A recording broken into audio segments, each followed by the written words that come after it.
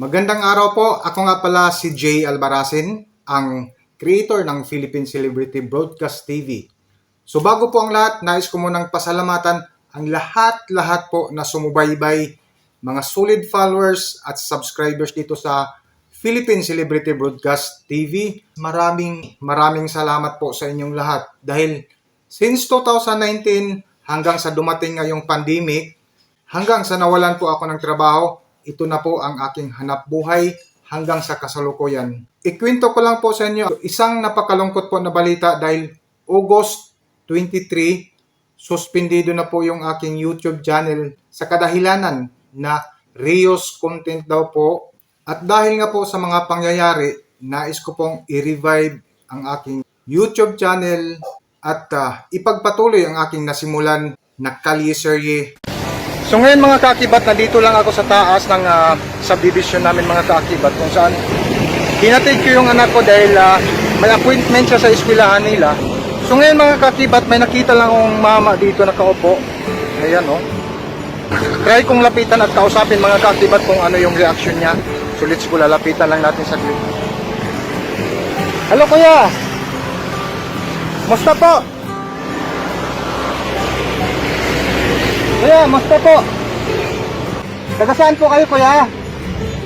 Po? Caloocan? So, okay. Ha? O, sige po.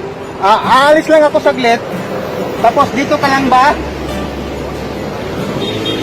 Ha? Kumain na po ba kayo?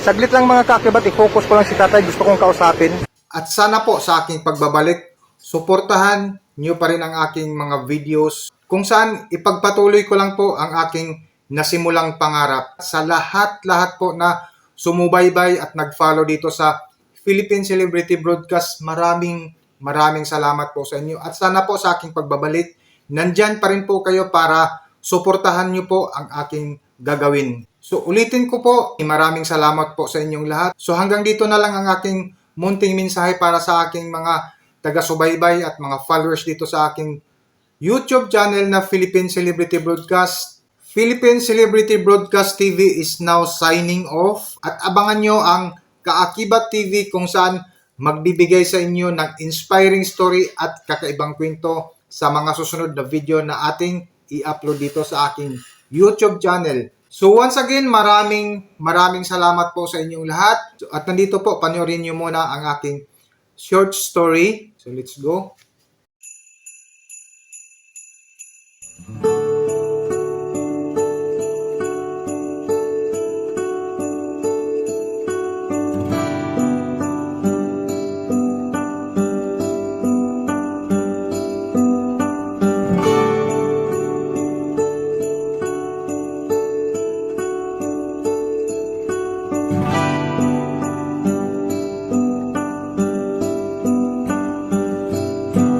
So good morning mga kaakibat, welcome back sa aking YouTube channel.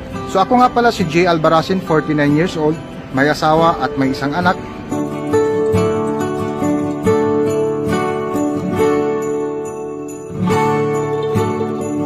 So dati po akong OFW kung saan doon ko nakahiligan magawa ng mga short video. At year 2019 nung pumutok yung pandemic mga kaakibat,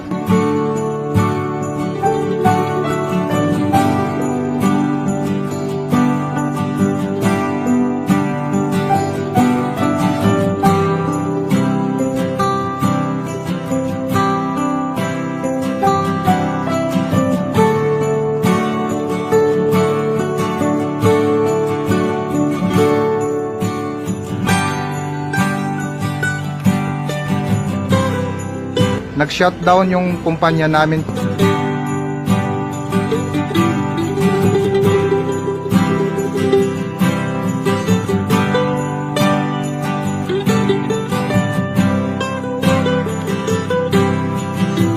Kung saan, kursahan po kaming pinauwi dito sa Pilipinas.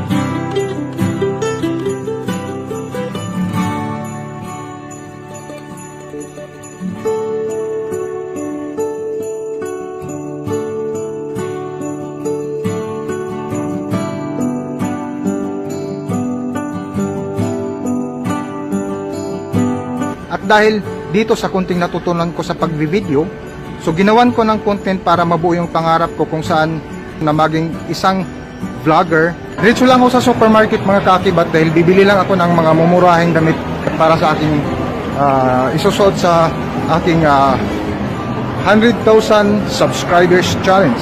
So let's go, samahan niyo ako sa loob ng supermarket.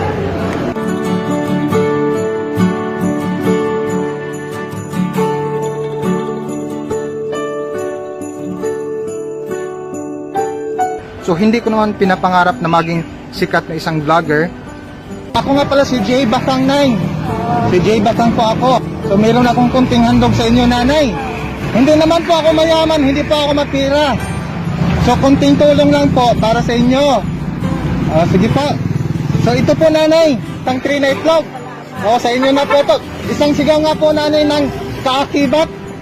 Akibat. Isa pa po. Sige. Dahil sumigaw po kayo ng kakibat, Nanay, ito pa po.